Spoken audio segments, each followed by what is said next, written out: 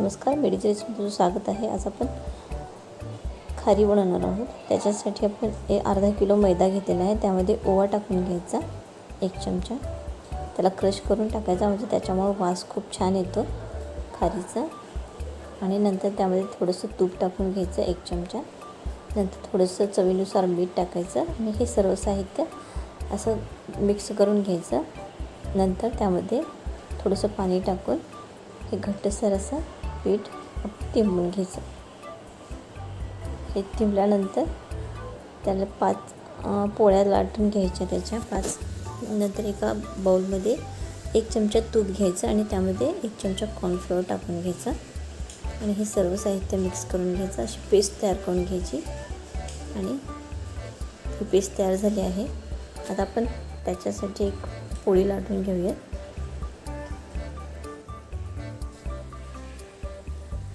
अशी पातळसर अशी ही पोळी लाटून घ्यायची.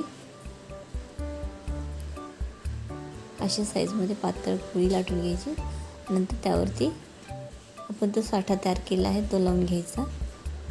तूप लावून घ्यायचं पहिले आणि नंतर त्यावरती थोडासा मैदा असा भुरभरून घ्यायचा. अशा आपण 5 लेयर्स करणार आहोत. तर दुसरी पोळी लाटून घ्यायची. आता ही दुसरी पोळी लाटून घेतात. त्यावर पण असंच थोडंसं तूप आणि मैदा टाकून घ्यायचं. यावरती थोडंसं मैदा टाकून घ्यायचं. परत ही 4थी लेयर्स आणि ही 5वी.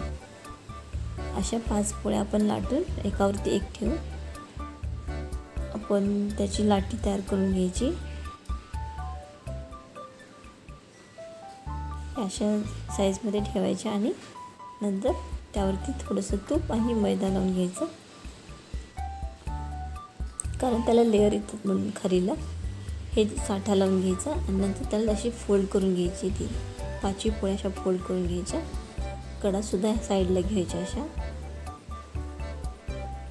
आणि हे झाल्यानंतर त्यावरती पण तूप आणि थोडंसं मैदा लावून घ्यायचा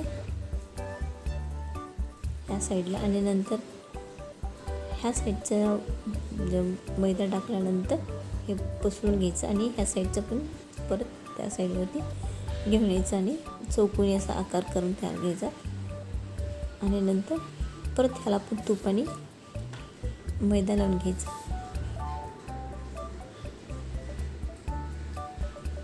अशी खूप लेयर्सची आपली खारी तयार होते. आता यातून थोडंसं फोल्ड करून घ्यायचं ह्या साईडनी आणि परत इथेही तूप आणि मैदा लावून घ्यायचा आणि ह्या साईडनी पण फोल्ड करून घ्यायचं. अशा प्रकारे चौकोनी तयार करून घ्यायचं आणि ह्याला लाटून घ्यायचं छान असं पातळसर. आता हे लाटल्यानंतर आपण त्याचे काप बनवून घेऊया. आपल्या साईजनुसार आपण करू शकतो, मोठी छोटी अशी साईज.